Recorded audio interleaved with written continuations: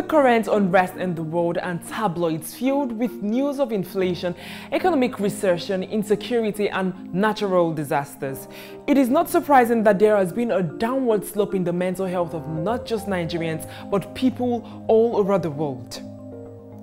When COVID-19 hit the world, people were left desolate and faced issues of psychological crisis. A journal published by the Elsewhere Public Health Emergency Collection reported that because of the fear that came with COVID-19 and changes in everyday activities, psychological distresses were preponderant in Nigeria. These statistics showed that 15% of Nigerians experienced moderate to severe insomnia, while 23% experienced moderate to severe depression.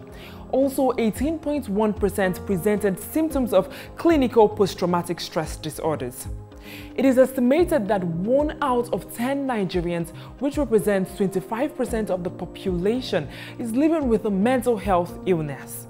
Nigeria is the 7th largest leader in terms of a percentage for suicides, and we're the 15th largest in the world. And those are staggering statistics. In 2016, the World Health Organization said that we are the country with the most suicides in Africa, with over 7 million, right? So as a raw number, not as a percentage, as a raw number, but these are numbers that the government needs to take into account for, because those are people who are not productive, that are not supporting their families, that are not contributing to the social welfare. In psychology, we normally use a standardized protocol criteria to differentiate people with good mental health and people who do not have good mental health. That is, people with mental illness now, right? We have things like the DSM-5 that we use, ICD that we use, and so forth.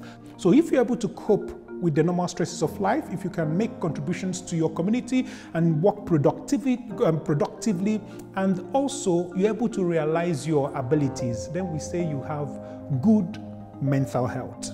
So once you have a mental health situation, the ability to function optimally is not there. Despite the number of people living with mental health issues ranging from anxieties, phobia, panic attacks, depression, ADHD, substance abuse, and a host of other mental health issues in Nigeria, there are still myths and factors that has created a gap between people living with mental health illnesses and getting quality mental health care in Nigeria. In Nigeria, if you look at polling, it's based on, demonic possession, or it's based on drug use, right? So a lot of connection between the fact that somebody, if they're having psychological challenges, has to do with drug use and abuse, which can be farther from the truth. There are social factors, there are life factors, right? Whether it's a traumatic incident that somebody's facing, this could be genetic factors. Another thing that we hear is that everyone that has a mental health is aggressive and the person can just go crazy. No. Most people that have mental health problems are walking along the street just the way we are. Especially in a country like Nigeria, where there's this myth about us being like the happiest people, one of the happiest people in the world. That is not true, because we always seem happy because we do not process our information, our emotions. We always just take things like, okay, keep it moving, because we've been built that way. I feel what has happened in Africa right now is telling people that, like, whatever is happening to you, suck it up. Right? We don't address all these issues. So when kids come to their parents and talk about certain things they're going through and they're too young, some of the conversations you have, like, you're too young to be talking about all these things. Like, what do you know about this thing? We have a lot of people harboring a lot of misconceptions about life, and when they grow older, they struggle to integrate properly in society. For a positive change in mental health care in Nigeria, mental health should be treated and recognized as an essential part of primary health care in Nigeria. Thankfully, more actions are taking place in Nigeria to raise awareness on the topic and to create a positive change in the mental health care sector in Nigeria, starting with the amendment of the Lunacy Act of 1958.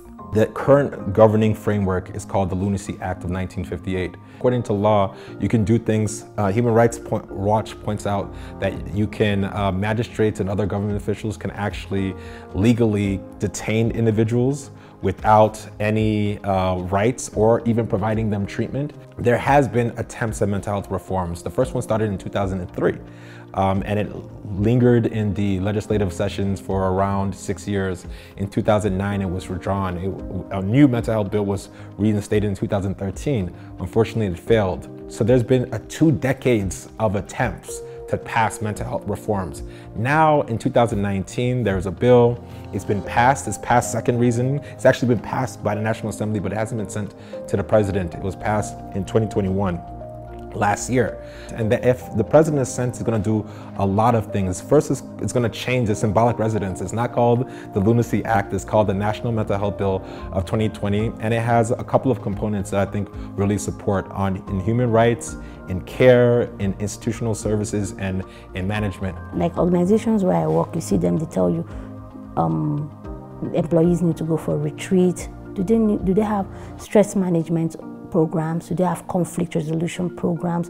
Do they have interpersonal? All those skills needs to come into the workplace as a policy, not just a one-off thing. Then are there programs where people support psychosocial support for people? There are some people that have not healed from a very bad upbringing. Programs like that.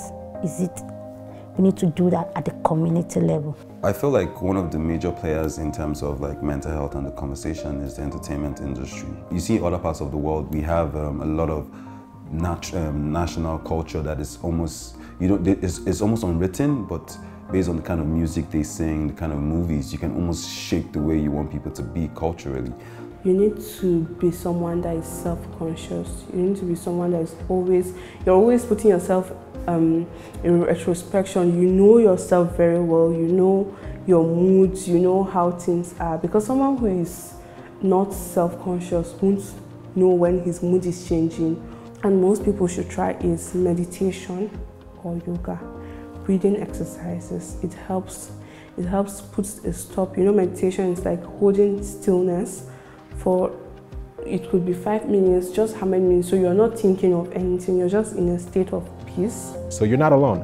A lot of people are facing what you're facing, and I think it's important for you to just tell your neighbor how you're feeling, discuss it with someone, because when you discuss it with somebody, you only relieve the burden from it just being your challenge, and you get other individuals to help support you.